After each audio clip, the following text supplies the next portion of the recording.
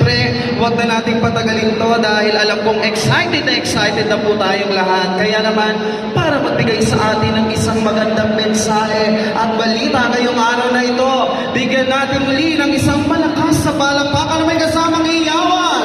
Ang napakasipan nating City Mayor, Honorable Dennis Benahain.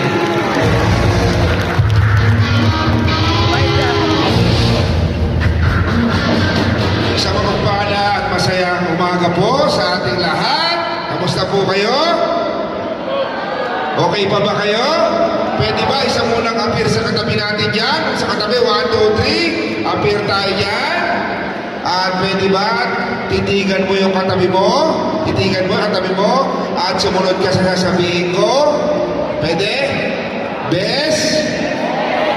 Tayo ay may kakayanan. Yes, mga bes, kayo ay may kakayanan. Kayo ay mahalaga. Kayo ay inspirasyon sa bagong kabuyaw. Palakpakan naman natin ang mga PWD. Mga PWD, mahalaga, inspirasyon, at may kakayanan sa bagong kabuyaw. Sino nga ba namang makapagsasabi? Sadyang napakabilis ng panahon. Noong una tayong nanuklog, nangako lang tayo na may awa ang Panginoon kung kakayanin natin. Hindi man tayo pinakamayamang lungsod sa Laguna, ang ating senior citizen, bibigyan natin ng allowance. Nagawa natin. Mahigit 20,000 na ang nabibigyan natin. Ang ating solo parent, bibigyan natin ng allowance. Nagawa natin. Ang ating namang mga PWD, bibigyan natin ng allowance, ginagawa na po natin. Bumigit kumulang sa 7,000 o 7,000 po kayo na regular na nakakakuha ng allowance na ipinabawas natin na malaking tipak sa ating mga pondo para sa ibang programa dahil para sa bagong kabuyaw, para sa inyong kuya, Denhana Mayor, mahalaga at inspirasyon ang ating mga PWD. Kailanman ay hindi pwedeng pigil, pabayaan, kailanman ay hindi pwedeng kalimutan. Laging nadadrama na sa bagong kabuyaw, mahal kayo ng bagong kabuyaw. At lahat po ng programang yan ay nagagawa natin sa tulong ng ating sangguniang panglungsod.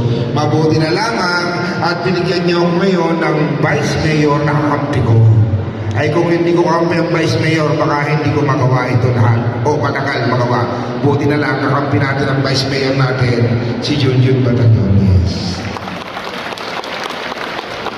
Tapos, binigyan niyo pa ako ng mga konsihal, nakakampi ko rin. Mabuti na lang, lahat ng konsihal na nandito, kakampi natin. Yung nandito, yung wala dito, hindi kakampi. So, yung nandito lang, ang kakampi. Uunahin na natin si Kuya Emerson Iboma. Ayan. Yan ho, ay talagang nagsusulong na talagang ituloy-ituloy ito. At habang tayo nandito, dire-diretso ang inyong allowance. Kung pwede, dadagdagan pa natin. Oo, pag dadagdagan, kumalakas ang malakpak talaga eh. Walang yun. At nandyan din si Konsyal Job Alcabasa. Lagi rin nakasuporta si Coco Alimagno. At syempre, si Sunny Aguilio. Nandyan din si Tita Peho Maram. At ang ating Tita Evelyn de Rosario. Nandyan din si Kuya Kim Hain. At ito nakakatuwa. Hindi man namin nakasama nung kampanya kami. Nakasama naman namin nung gumagawa kami ng magandang programa. Si Atty. Alexis Alimagno. Wala na. Nasabi ko lahat. Ito, may espesyal na ibibigay sa inyo ngayong araw na ito. Kaya lang, ngayon lang pwedeng gamitin. Huwag yun na muna kunin. Si Sensya, hindi ko. Huwag muna natin kukunin. At higit sa lahat, meron tayong panauhin ng board member na lagi natin katulong doon sa provincial government, sa sangguniang panglalawigan. Kapag tayo may kailangan, ito tumutulong sa atin. Tinulungan natin, tinutulungan din tayo ni Ninoy Nep Bagnes. Ay na pala, si Vice Junior Batanyones. Buti na lang na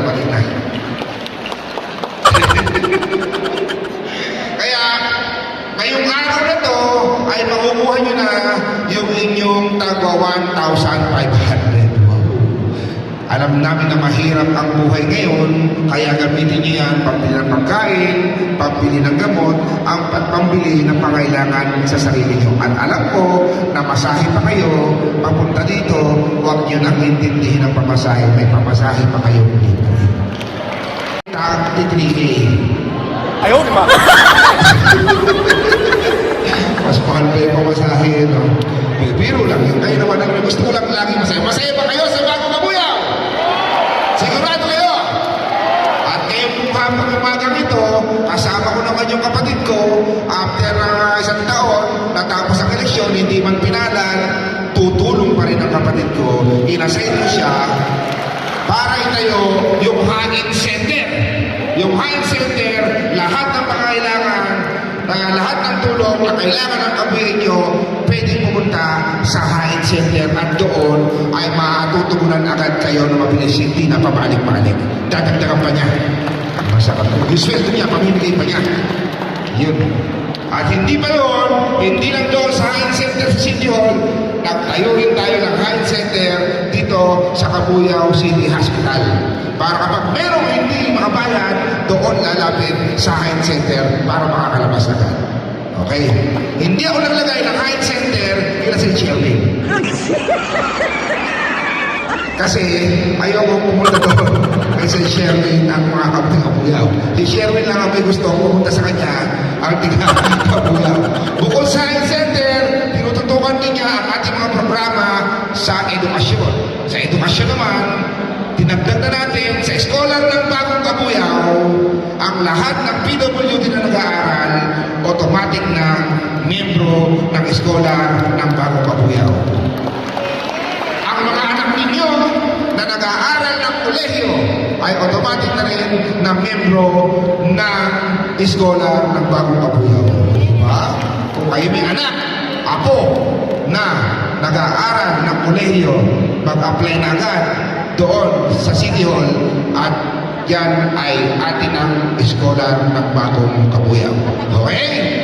At higit sa lahat, tinututukan din ni Condondon ang ating health facility, lalo na ang CCH. Naghahanda natin. Dahil sa magdarating na araw, alam niyo naman na walang makakaiwas sa pagkakasakit. Kaya maraming salamat po sa suporta niyo. Daman-daman ko po na parang mananalo ulit ako. Tama ko ba? Nanalo ba ako? Pag ako nanalo, talo ka lang ako. Tama? Siyempre, hindi pwede manalo yun. O si Vice Junior, mananalo ba? Si Tonton, mananalo na? Hindi na sino, parang hindi pa rin. O si Tonton, mananalo na? Ayun, ang maganda. Tao, Tonton. Maraming salamat po. Mabuhay ang mga ka-PWD. Mabuhay ang Bagong Cabuyao. God bless ang Bagong Cabuyao.